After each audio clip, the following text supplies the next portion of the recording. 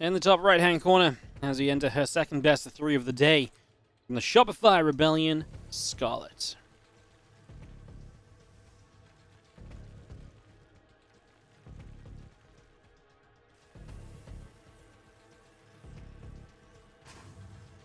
In the bottom left-hand corner, our blue Terran is GuMiho.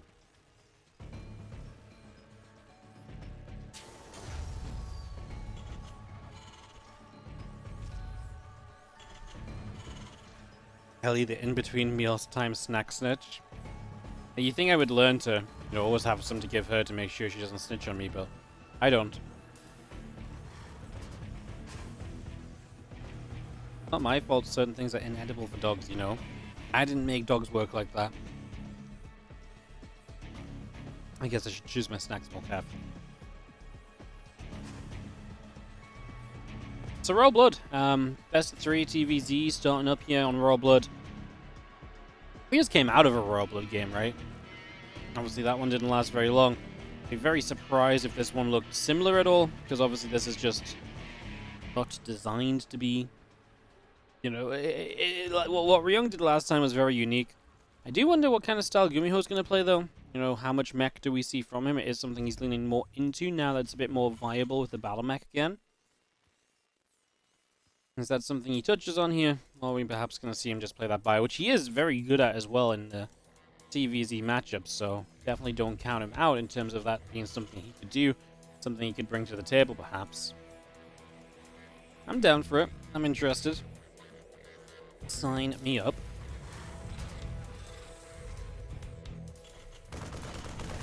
As a Marine, I'm just going to go hit the Overlord. And that Overlord trying to pull back away to the upper right-hand side, so just trying to get out of there. Just going to be having the Ovi trying to get some high ground, but a second Marine shows up and makes that very difficult. And that means the Overlord will go down, so Scarlett loses an Overlord early. And obviously with no Reaper now, it says, I will send my Lings on the map at least and see if they can find something or at least pick up some info. Because obviously there's no need to have them at home if the Reaper isn't out and about. When going back to our earlier games again, DRG played against GuMiho and had some trouble when GuMiho showed up with a chunk of Marines very early in the game.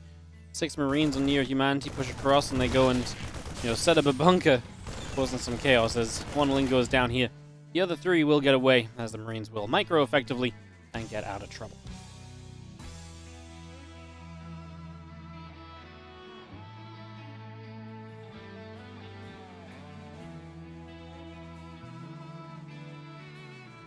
So back they go, those couple of Lings, back home, and now it's Hellion time. Medevac too. I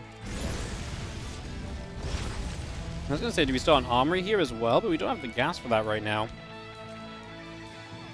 Maybe just Hellions to bring the Marines across, and then we can also do some micro and some attacks in different places. Some possibilities then from GuMiho.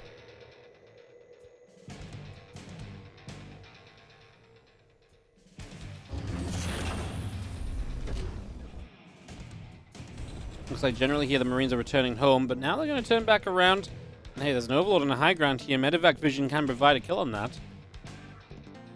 Scarlett would be supply blocked. She starts up the Roach Roaring just now, but it's going to take a while to finish and a while to get Roaches out as well. They are indeed going to grab this Overlord. Man, GuMiho seems to be very good at finding Overlords. Like, he was very good in the versus DRG match earlier as well.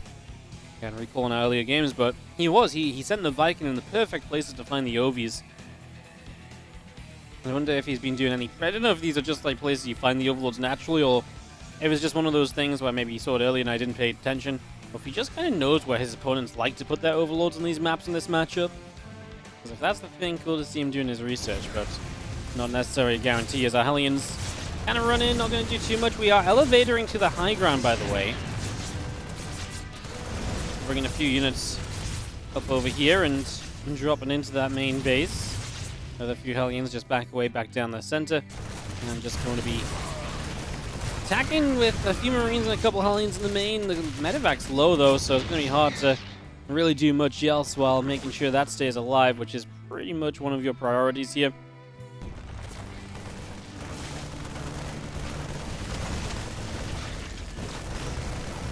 Loading to the back again. 6 drones going down as the Hellions also poking on the right side.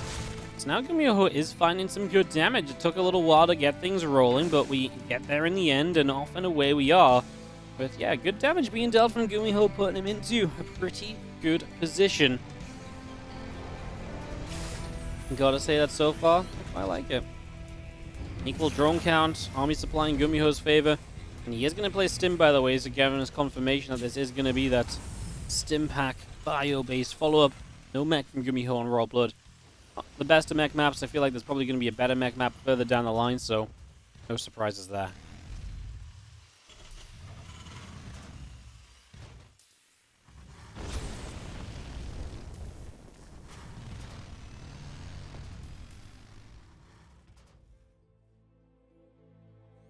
Hellions there managed to grab a Zergling. As we'll see the couple of Banshees of GuMiho work their way up to the top right corner.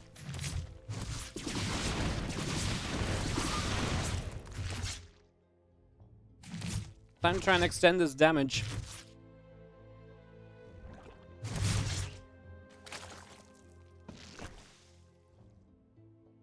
Unfortunately for GuMiho, no workers on the 4th base yet, so those Hellions couldn't find anything over there. That's probably also why it was fairly undefended. The Queens were just up the ramp, right?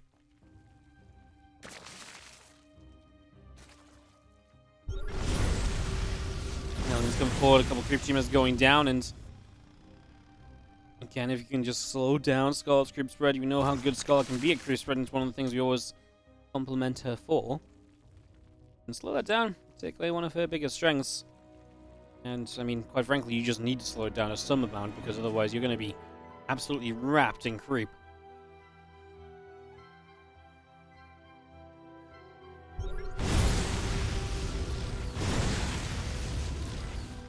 We're already very far out into the middle of the map with the creep spreads. We do finally get a couple drones off some Hellions. Getting a mineral line feels like that's been a long time coming, honestly.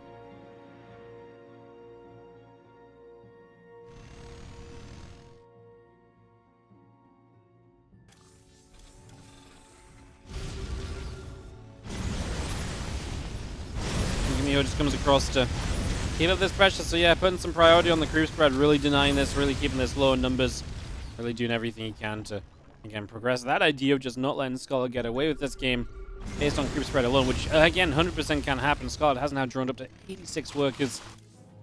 And she hits missile upgrades. She's already on the way to Hive, and Pathogen Glands as well. Is going to keep playing this Roach style and support with Infestors, and we'll see what else as well in the next little while.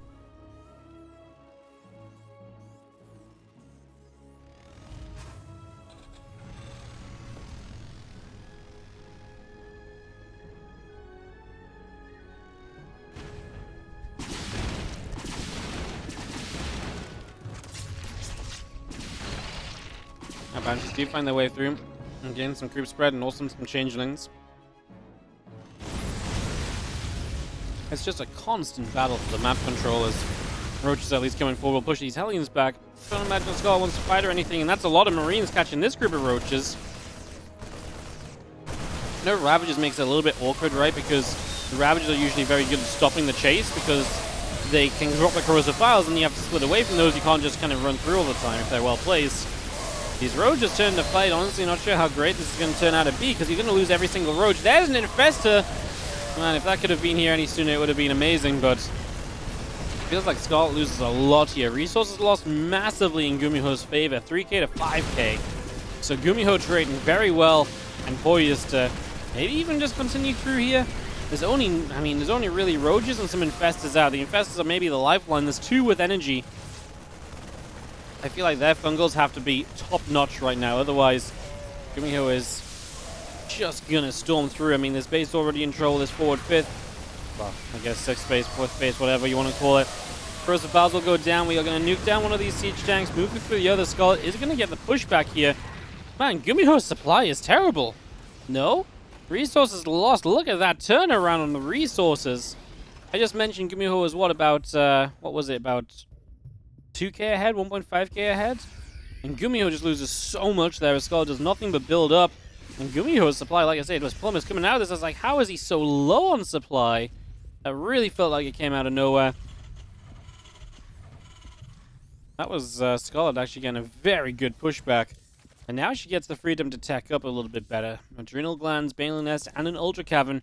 You can turn this away from this roach-based composition, which typically devalues the longer you have it in the game. Roaches need to be supported at a certain point, right? It gets to a stage where roaches just need to be supported properly, else, you know, trouble arises.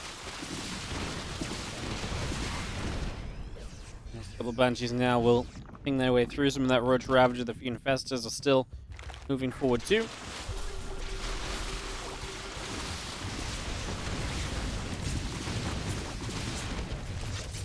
More Banshee shots just going off towards those roaches there, so getting a bit more damage done.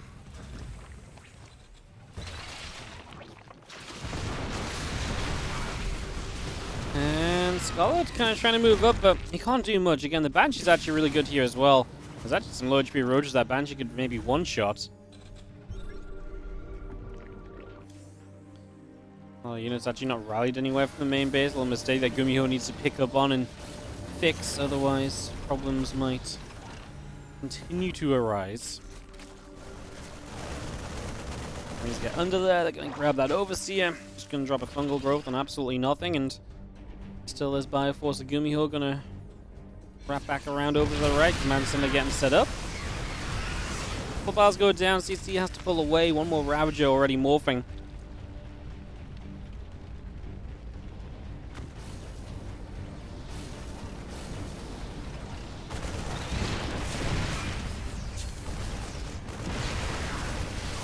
He's coming forward. It's going to go towards the Queen. Couple tanks still staying sieged, and it's going to keep everything back.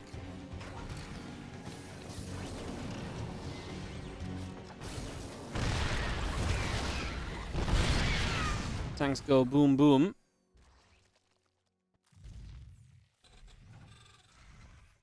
And now this Ravager force of Scarlett coming around the left-hand side. With a few Infestors involved, here we go. Gonna see some of these Marines having to back it up already. More tanks, sieging, firing, Roach Ravager, taking some shots. Parasite bomb up in the skies. Scarlett will not find her way into this base as we do now run in with the counterattack from GuMiho. Going straight after the hatchery as the choice. Didn't even go after the few lings that showed up, as I guess now we'll get those lings anyway. I weren't really doing enough damage with only +1 melee, so why not just guarantee the hatch kill? The Banelings wipe the Marines out though, no liftoff. At the same time, we push forward a little bit over here again, denying some creep, denying a forward Spore Crawler. Forcing Scarlett to come forward with a few units, and those Marauders will have to lift and leave. They will do that successfully, though. I mentioned you have to kind of be good about the creep spread against Scarlett. We're kind of seeing why. Even if Scarlett's not successfully pushing in anywhere, winning these fights earlier that's given her the map control, boy, has she taken the absolute most out of it. She's starting to get the tendrils creeping out the left and the right sides. Really starting to get that full surround on this GuMiho position. And that's going to allow her to really just have so much freedom during the rest of this game. And that's, again, one of the scariest things about playing against Scarlett, who gets to the later game. It's so hard to control her creep spread. And we are making good effort on this right side, which is obviously where the Terran plays a little bit further forward on the map. So it makes sense we can fight it back a bit further, but I really feel like it's going to come quickly across the left, and suddenly you're going to have creep up on top of your third base.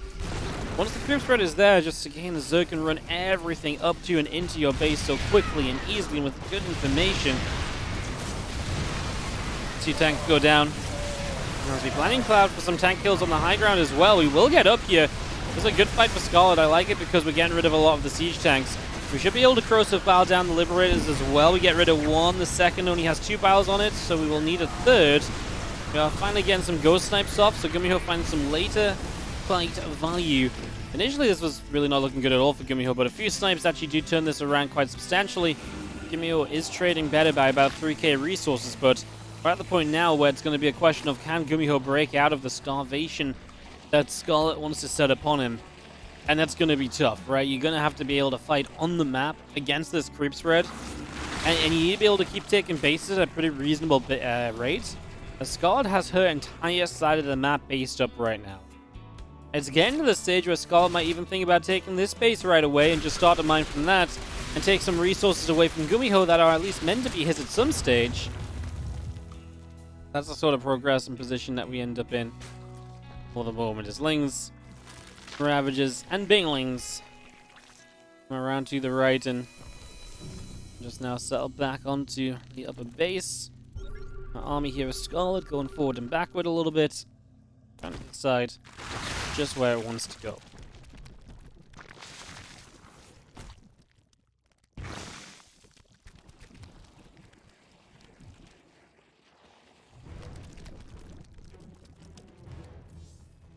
Couple tanks coming up. Just going to see our Liberator sieging on this ramp, and a few ghosts. So GuMiho obviously now more than just a few, 14 of them on the map.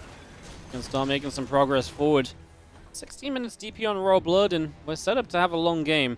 Scarlett has her bases. GuMiho has, 5 bases and as a Terran. You can't just take base after base after base. You have to kind of slowly just push out to one and then hold that and then push out to another. You just have to take a step by step at this point and then hope that Scarlett maybe trades badly. Try and deny those bases from coming up at some point. So yeah, definitely one of those kind of no intentions from the Terran player to get aggressive anymore. Maybe like a little drop over here, deny this gold mineral line mining a bit. That's pretty much as you're looking for, right? You're not looking for big armies on the map. You're not looking for crazy plays. You're not looking for crazy big fights. Because there's creep spread everywhere, so you can only really fight around your bases, which means you pretty much always set up as the defender, which, like I say, kind of doubles up in your favor. It's what you want anyway. Some drop lords on the way. I actually like those from Scarlett. An interesting and fun way to perhaps find some damage in a game that is otherwise going to be very tough and locked down. GuMiho wants to lock down his bases, make this as safe as possible.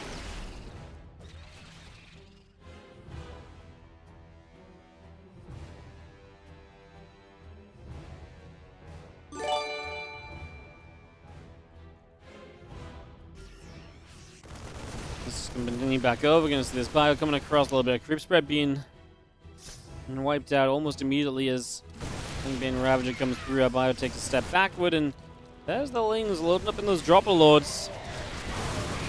Here we go. Big push forward, big surge of Scarlett coming in to actually fight this army. I'd love to see the dropper lords moving as well. They're going to get into the main base and try and shut down some production. And right now, you're pretty much forcing reinforcements to be built too, right? So there's likely those Lings are going to be able to catch some of those as they spawn. Maybe get some extra value. So into the main base we go. There is adrenal glands on these Lings. There's about to be +3 melee. We're not far from that. Although there is a siege tank in the distance. We're going to kill this initial factory, and then what else? Not a lot, as suddenly Blue Flame Hellions show up too. GuMiho turning this into more and more of a mech ghost army rather than just a bio mech force. Or bio ghost force. It does seem to be going. Yeah, I mean, I guess he's getting there, which is definitely one of the goals, right? I mean, if you can get there, that's half the battle a lot of the time, so I don't feel like we can be too upset about that. Army Skull going to run down the right. A couple of Liberators going to try and find their sieges as the Banelings are going to come crashing on through. Hellbat's getting wiped, and Banelings will continue to try and run into this corner. There's SCVs that are up for grabs over here. Ghost not getting the snipes off as the Ravagers just got out of range in time. Obviously working down that SCV count. GuMiho does take hold of a gold.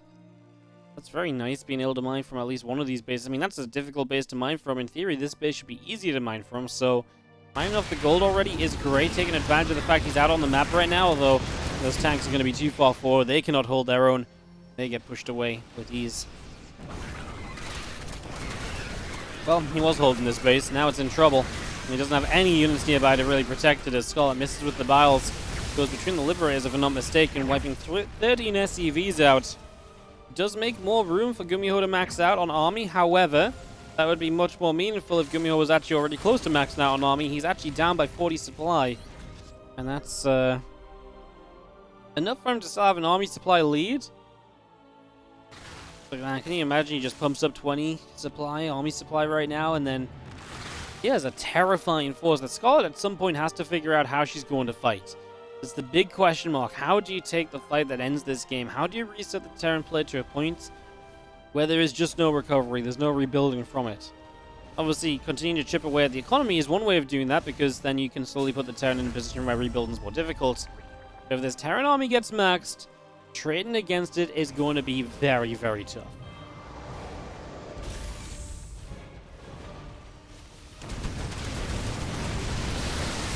There you go. And Bane going to come through here, crashing on in. Our Ghost going to continue peeling back here as well, just trying to get out of reach. Obviously, if those bins can reach some of these Ghosts, then amazing. Any Ghost you kill is generally a big win. That's why the medevac micro on some of those Ghosts becomes a pretty big deal.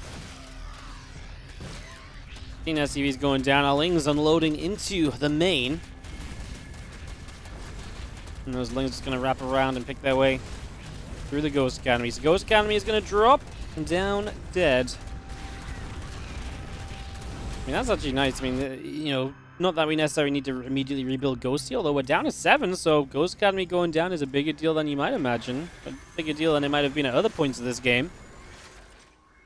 Yeah, just nice to see something happening still towards the main. Some people try to knight us, some people try to do these dropper lords.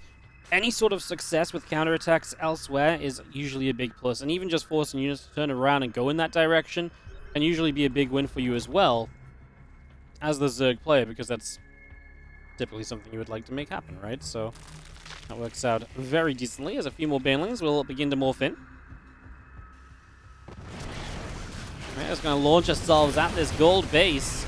Going straight forward. Mule's getting wiped out. 7 drones dead on the other side. So, I mean, we do have issues. How gold under fire. Scarlett will not be able to keep this mining, and we'll have to take out the Liberator first. The other 9, there's Orbital Command over here, though, as a Queen gets sniped down last second.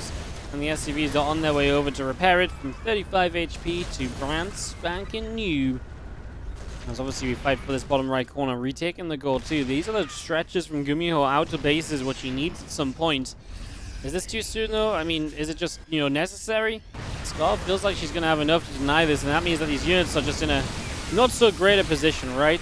Because these units are so far forward trying to defend these bases, Scarlett can jump on them more easily. The fights are better. There's not really that locking down kind of amount of siege tanks or anything that we've seen before. Yeah. Now just going to come back around the right side. The Banes, Hydra still taking some hits. We're going to run those Banes forward, go after those Ghosties. A couple of Ghosts taking a lot of damage. Medevac still going down as our Hydras continue to strike.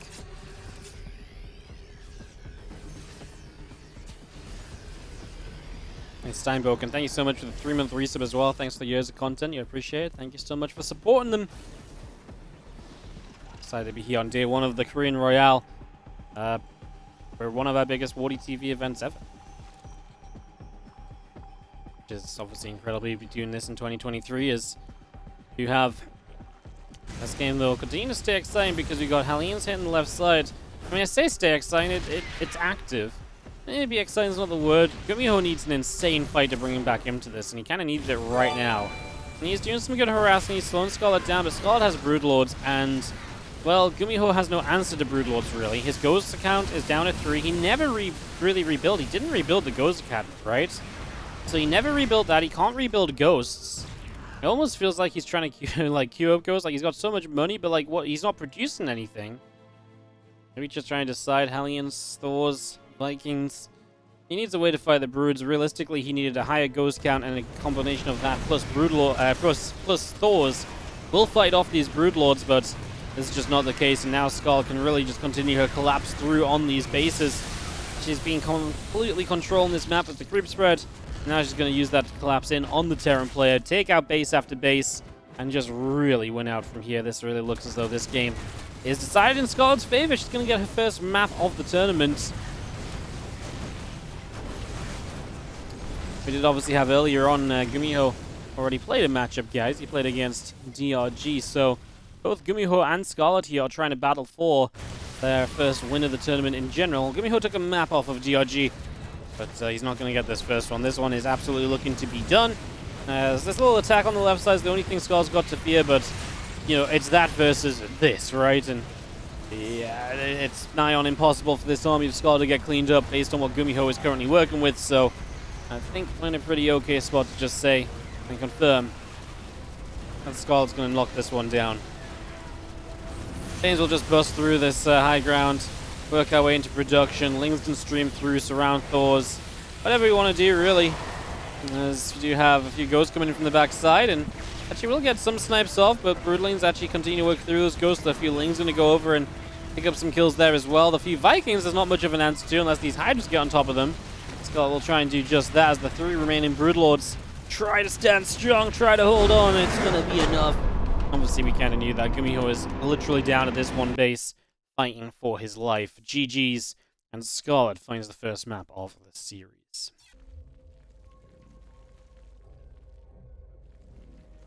In the bottom right-hand side is going to be our red Zerg player from the Shopify Rebellion. This is Scarlett. She is up by a map as we head on into Dragon Scales. Top left-hand corner, a blue Terran. This is GuMiho.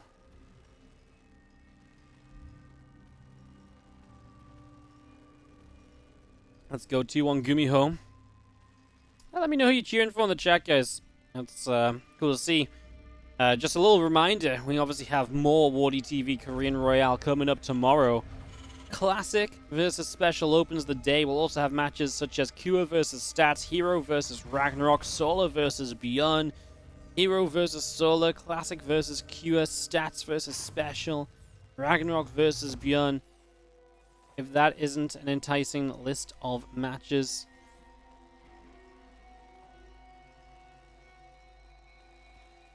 then I don't know what is.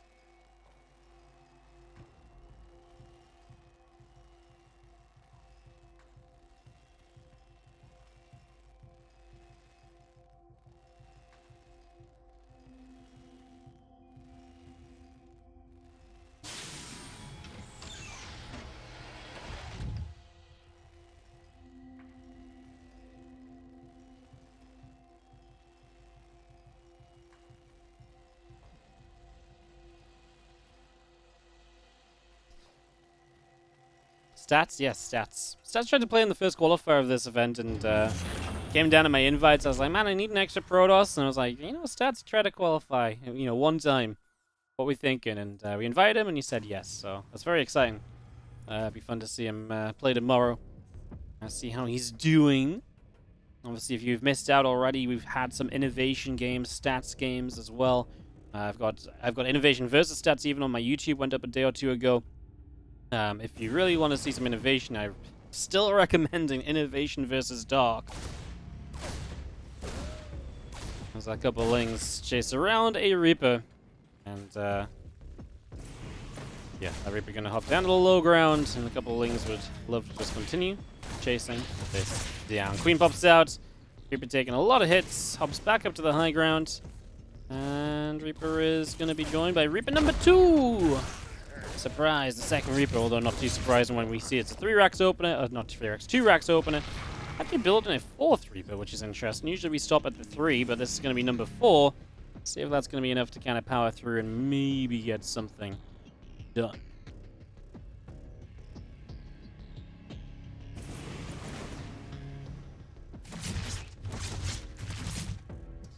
Maybe let's hop through.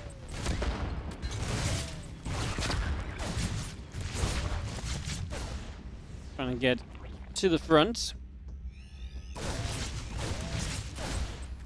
Gonna get turned around. A couple of queens continue to play the defense here.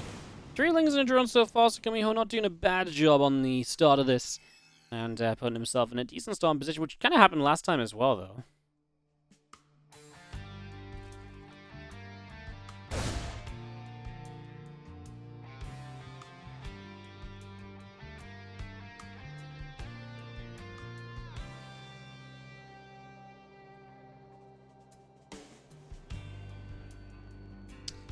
So Reapers joining up. GuMiho will continue to move through the top side with this group of Reapers, see where they get to.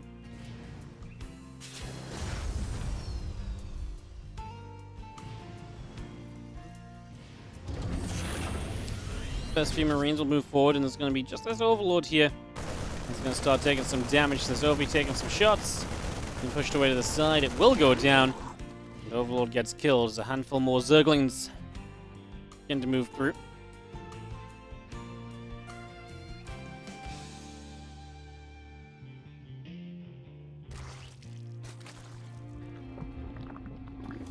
Roach will be finishing up from Scarlett in a few moments' time. We've seen him playing the Roaches a lot today, and going to stick with it here for this one.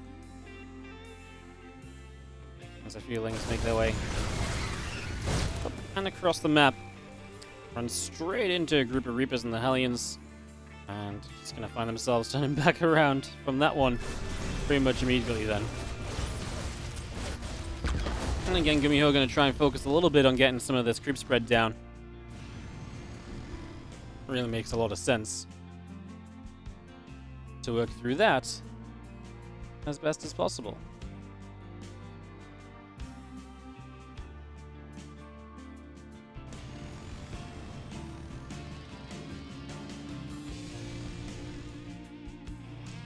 Reapers, Hellions, Marines all coming forward. Medevac up in the skies as well as the Hellions morph into Hellbats.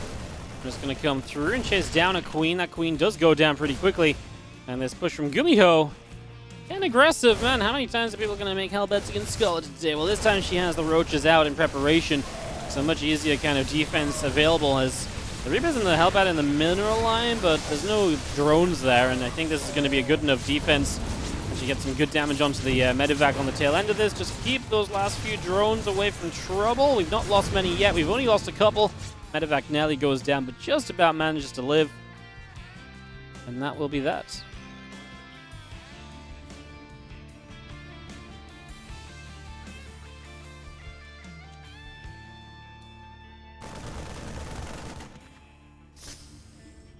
And Stimov again going to come forward. Overlord will be taking some additional shots. Roaches come through, the Medevac lifts off, pulls over to the side. Just going to see our 2 UV chambers for Overlords and our Roach speed. Still coming up too as our Bioforce comes around.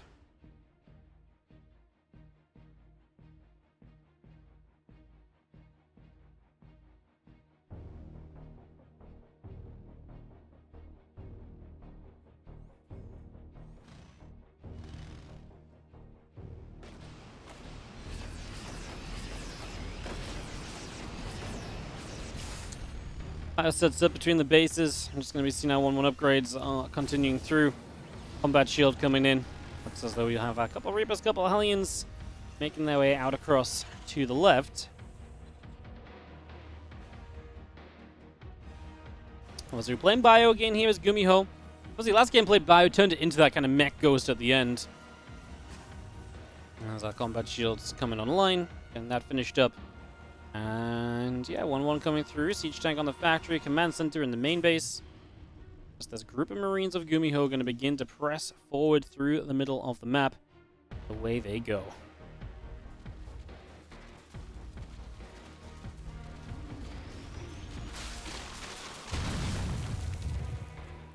Roaches will knock down the rocks. Opening up that right-hand side. Our Marines and Medevacs come through. Going to knock the creep tumor down.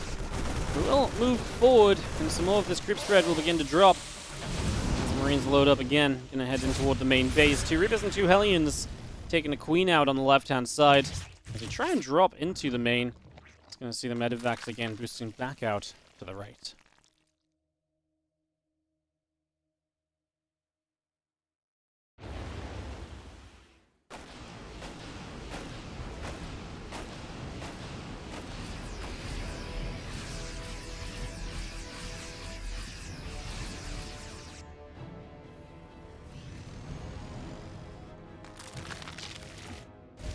Obviously, GuMiho has been pretty active throughout the game, and Scarlett's the one that's definitely lost a lot of stuff. You can see resources lost 900 to 1500. Again, starting out well for GuMiho. It all plummeted from a good position last time for him, though. Around this kind of time where Scarlett was able to just kind of dive on an army with the initial Roach Ravager. What we're going to do here, it's a group of Marines around the right that actually grab a couple of Ravager kills, so that's a good start. Getting rid of a couple of Ravagers is always going to be a big plus, as now we force the lift off. These Medevacs have to lift and escape away, so they will begin to evacuate out over to the sides. They go. And +1 vehicle weapons on the way up. The concussive shells being brought through too. Our tech labs are plenty coming in from GuMiho. Just getting all of these completed as well. Again, Ravagers, Lings showing up on this right side, as the Medevacs just can't really find a way in, so they just have to back it up for the moment.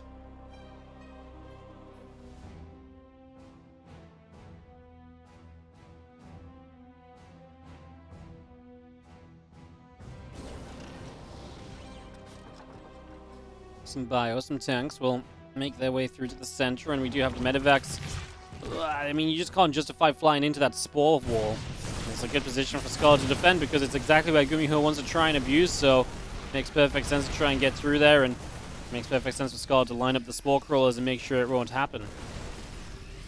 As our Bioforce would like to potentially pull the trigger on this group of units, these few Banes rolling forward. Virtual Ravager coming through as well. The tank's sitting strong and firing. Now Ling's getting pushed back. Corrosive Biles gonna drop in between all those units, and we do just continue all the way forward. A Queen going down. The Bioforce gonna split backward once again.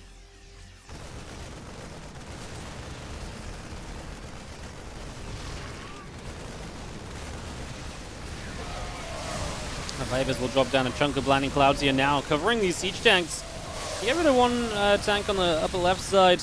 It's going to be seeing GuMiho taking a lot of damage. Our Ravager's still coming through. Siege tank's still dropping. GuMiho is not really going to be able to advance any further, especially as every single tank gets wiped. That's the point where this Roach army just continues to sustain, because then there's not really enough damage going out. The Ravagers in the back are just not being touched at all. And that's unfortunately going to be GuMiho again, just kind of getting a bit too invested in a position. It feels as though Scarlett's able to trade well from there. I mean, she doesn't trade up to the same efficiency, but when you're trading to these sort of numbers, and it's, you know, close in TVZ, that's generally a win for a Zerg. Terran typically wants to be trading better, because look at Zerg. We're already on 5, 6 bases. Drones popping out, 94 workers in total. At some point, you need to start finding the efficiency, otherwise this economy of the Zerg gets completely uncontrollable. You can control the economy by taking good fights, but so far that's just not been the case for GuMiho. At least they've not been good enough. That Parasite Bomb guarantees this medevac will die, which is why these units have to begin to unload. Obviously, we did already get rid of the base at least, so a small win for GuMiho here. I think Scarlett has other bases to send workers too, but can she keep up with the movement of GuMiho, who now comes over to the left-hand side and is going to go stimming into this hatchery again. Hatchery will drop down dead, and another base bites the dust.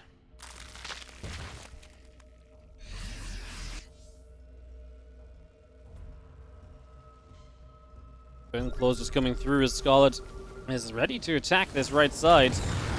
She has Vipers to help Blinding Cloud her way into position. Will Blinding Cloud the Planetary and the first siege tank. A couple of Liberators choosing not to siege up, and I think that's smart because of the Biles, you didn't need to invest or because of the Blinding Clouds, you didn't need to invest the Biles onto the tanks, which meant the Biles were still available for the Liberators. This is a good catch, though, coming around the other side. All these Ravagers on move command. The Vipers go down as well. GuMiho catches everything, wipes it out, and suddenly is he just on a massive counterattack here with a 30 army supply lead. Everything just died, and GuMiho can get aggressive because that was not just everything dying, that was all of the tech of Scarlett going down too. Here comes a group of Banelings going to try and roll forward, push back this position. You got a couple of Queens working on the Liberators slowly but surely. And for now, the Banelings are actually getting the job done. They're getting far enough through. All the Marines are going down, and GuMiho gets killed on the counter. Oh my goodness. How does he die here? He just killed so much. That seems almost insane. How much Scarlett dropped, and then literally like 30 seconds later, GuMiho loses so much. A horrible fight from GuMiho, considering the position he just got into. That doesn't feel like it should have gone that way, no? Just doesn't feel like it should have been like that.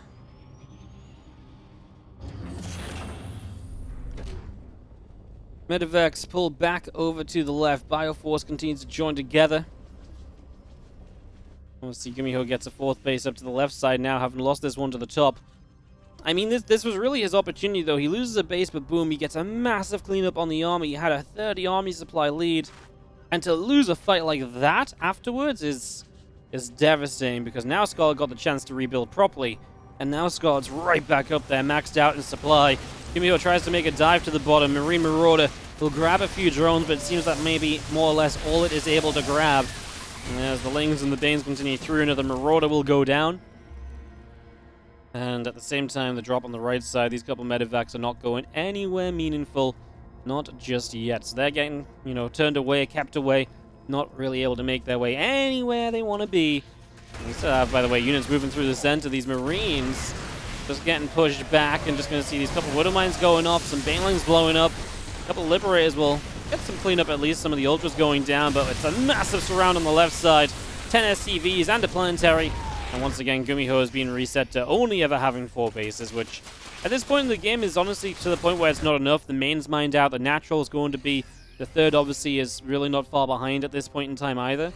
So you kind of need to see base 4 and base 5. And GuMiho's just never getting a chance to get off of 4 base. Before he wasn't really allowed to keep the 4th base, and now he's trying to take 2 at once. It's like, okay, you can have 4 just about, but 5 is a no-go, and yeah, it's becoming desperate for GuMiho here on Dragon Scales. Down a map, and looking to avoid the 0-2 start to the tournament in the groups.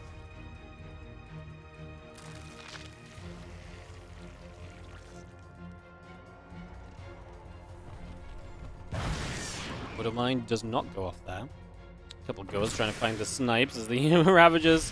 Oh, they get away from the snipes again. Nice. He got the corrosive battles on the mine and then got away from the snipes. On the left side, Scarlett launches the attack into this base again. A couple of Banelings are trying to find the SCVs. The tank will deny it at least, though. That is a big plus.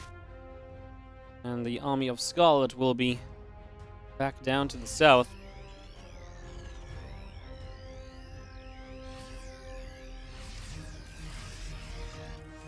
Spire starts up on the natural expansion, getting that underway. They wouldn't mind they're going to blow up a whole chunk of Lings.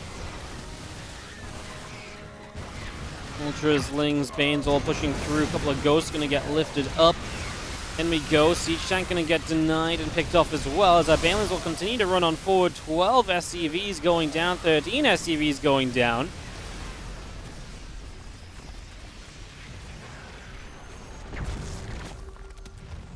Scanning up, just going to be seeing our Ultras getting pushed away. Our Bioforce still moving down the left. Just going to see the couple of Banelings, Slings, etc. coming around the right side.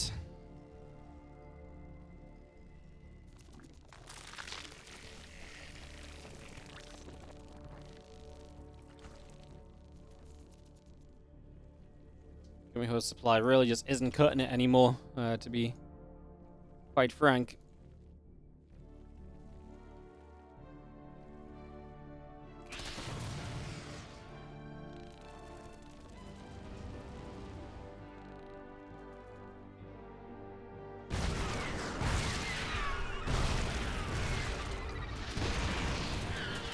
Scarlett runs up through the center. She's got tanks firing on her from either side, so she's taking a little bit more damage, but she's obviously rich.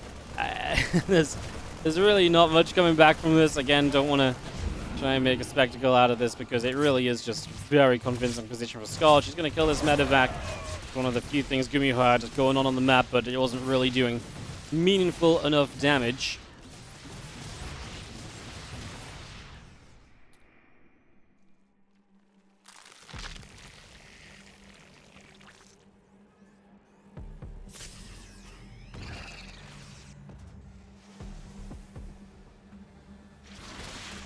Knock down a set of rocks in the center, and man, obviously the creep spread just lets you run up to any base more or less, and surround any base more or less at this point as well.